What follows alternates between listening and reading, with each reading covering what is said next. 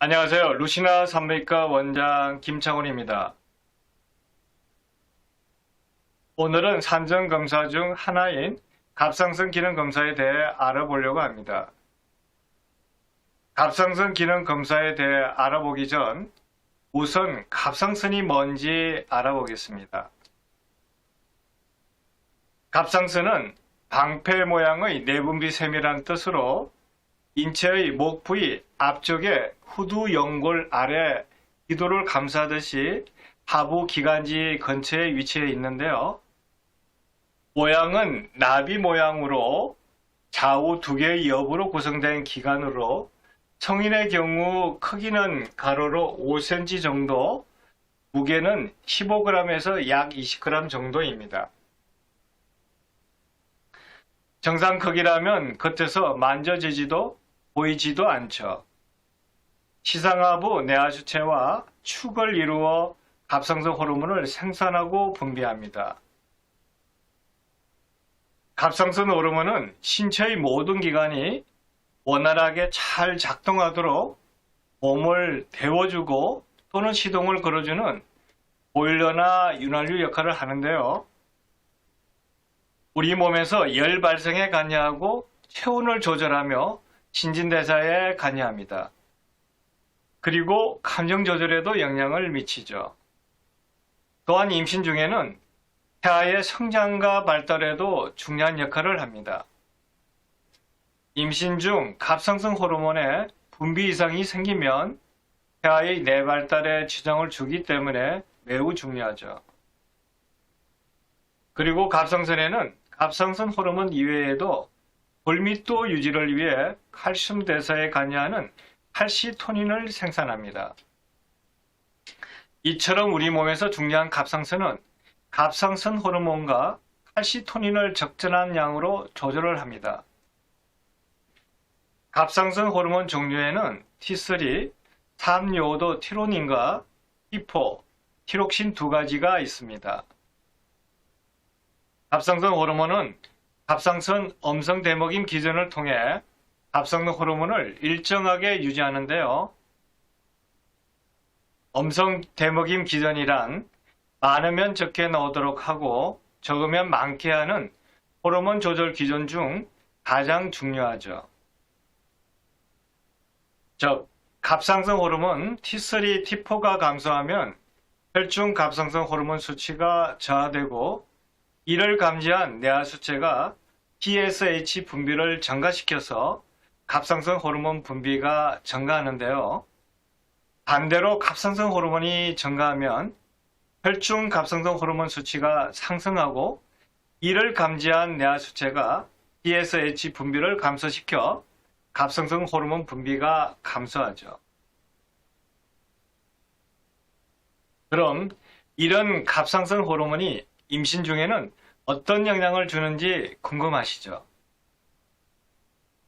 임신을 하게 되면 산모의 신진대사율이 20%에서 30% 증가하므로 이에 적응하여 생산과 대사를 조절하기 위해 시상하부, 뇌하수체, 갑상선 축과 대먹임 조절에 영향을 주어 갑상선 호르몬 분비에 영향을 미치게 되는데요.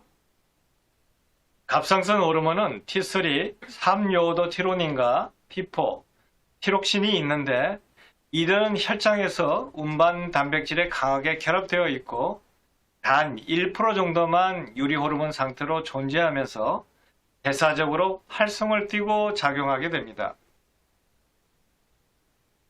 총 T3 혹은 T4 측정은 주로 단백질과 결합된 호르몬을 측정한 것이며 임신 중에는 에스트로겐이 티록신 결합 글로불린의 합성을 2~3배로 증가시켜 비정상적으로 높은 T4 총량이 나타납니다. 하지만 유리 호르몬은 영향을 받지 않기 때문에 임신 초기에 총 T3와 T4는 증가하고 유리 티록신, 즉 프리-T4는 정상이거나 약간 증가합니다.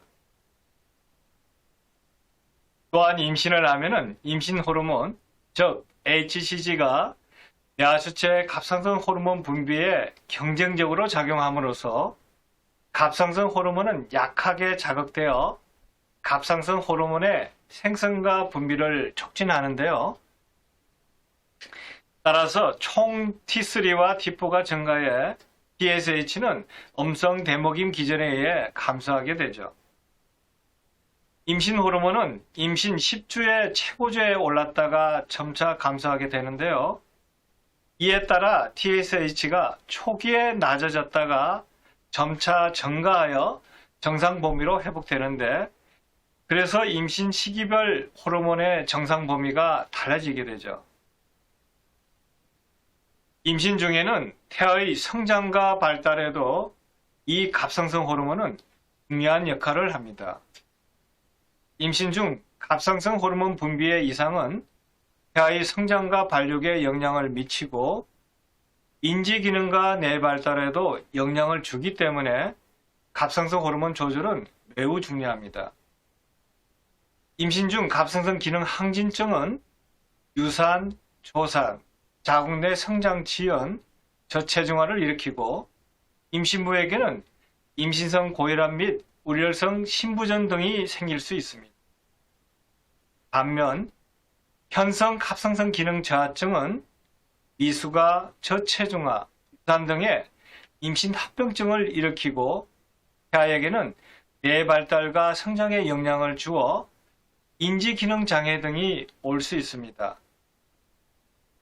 또한 현성 갑상선 기능 저하증은 임신부에게도 임신성 고혈압이 약 22% 정도 증가한다고 보고되죠. 그럼 오늘의 핵심 내용인 갑상선 기능 검사에 대해 알아보겠습니다. 기본적인 설명을 하고 갑상선 기능 검사를 통해 알 수 있는 것들을 알아보고 어떤 수치를 살펴봐야 하는지를 말씀드리겠습니다. 우선 임신 전이나 임신 초기 갑상선 기능을 평가하기 위해서는 TSH와 프리티포를 측정하며 갑상선 기능을 평가하는데 가장 예민한 것은 TSH인데요. 임신 시에는 임신 호르몬에 의해 임신 10주까지는 TSH는 20에서 50% 정도 오히려 낮게 유지되게 됩니다.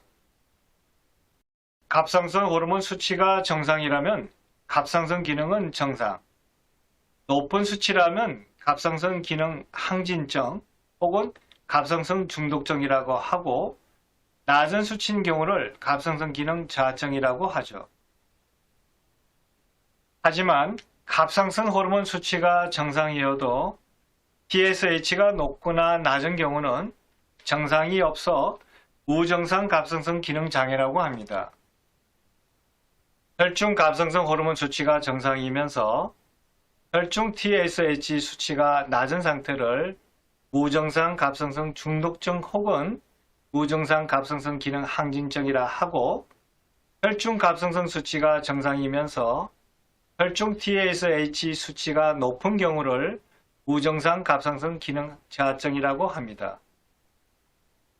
그리고 임신 중에는 유리 갑상선 호르몬 프리티포를 측정하는 것이 정확도가 떨어져 가장 갑상선 기능을 잘 반영하는 TSH를 측정하여 갑상선 상태를 판단하는데요. TSH가 10mAh 이상 많이 높거나 유리 갑상선 호르몬, 즉 프리티포가 저하된 경우를 현성 갑상선 기능 저하증이라고 하죠. 하지만 유리 갑상선 호르몬 프리티포가 정상이면서 TSH가 약간 높은 경우를 무정상 갑상선 기능 저하증 혹은 불현성 갑상선 기능 저하증이라고 합니다. 갑상선 기능 검사에 이상이 있는 경우는 자가 면역 질환인 하시모토 갑상선염이나 그레이버스 병을 진단하기 위해 항갑상선 자가 항체를 측정하여 진단하게 됩니다. 임신 중 갑상선 기능을 확인하는데 TSH와 유리 T4를 측정하며 그중 가장 중요한 TSH는 임신 기간별로 기준치가 다른데요. 따라서 임신 중 정상 TSH 수치는 1분기 때는 0.1에서 2.5mAh, 2분기 때는 0.2에서 3.0mAh, 3분기 때는 0.3에서 3.5mIU입니다. 현성 갑상선 기능 저하증이라고 진단을 내리는 경우는 두 가지로 판단할 수 있는데요.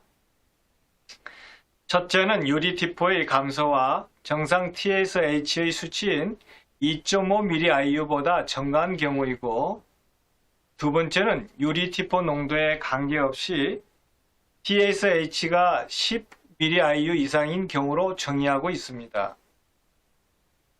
무증상 갑상선 기능 저하증 진단 소견은 유리티포가 정상이면서 TSH가 2.5에서 10mIU로 정의하고 있죠.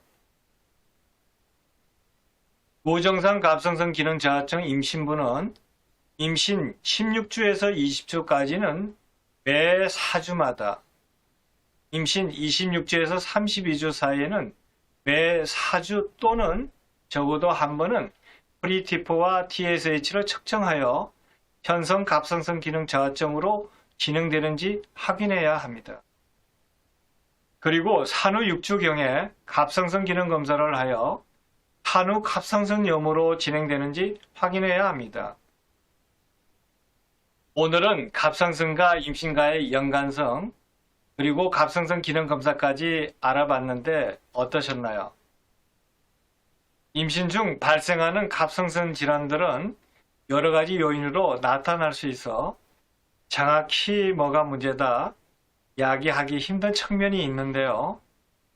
하지만 여성들은 갑상샘과 관련된 많은 항체들에 의해 자가 면역 질환이 잘 생기게 되죠. 예를 들면 갑상선 기능 저하증을 일으키는 하시모토 갑상선염과 갑상선 기능 항진증을 일으키는 그레이버스 질환 등이 있습니다.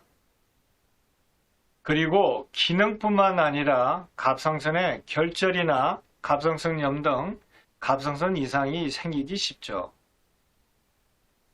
임신 중 갑상선 기능에 문제가 생기는 경우에는 출산 후에도 더러 면역력과 관련하여 문제가 지속되는 경우가 있어 단순히 임신 중에만 생기는 문제라고 생각하시면 안 됩니다. 그리고 임신부 본인뿐만 아니라 타에게도 태반을 통해 갑상선 자극 항체가 전달되어 출산 후 태아도 갑상선 중독성 검사를 하셔야 하는 등 여러 가지 문제가 있습니다. 그래서 임신 전에 갑상선 관련 질병을 앓았거나 수치에 문제가 있었던 분들이라면 갑상선 수치 유지를 위한 약물 선택과 약물의 농도 조절 또한 세심한 주의가 필요한데요. 따라서 전문의와 잘 상의해서 임신 중 생길 수 있는 합병증과 태아의 위험성을 줄이는 게 가장 이상적인 방법이라 생각합니다. 오늘 강의는 전문 용어와 어려운 내용이 많아 이해하기 힘들었을 텐데 끝까지 들어주셔서 감사합니다. 그럼 오늘도 행복하세요.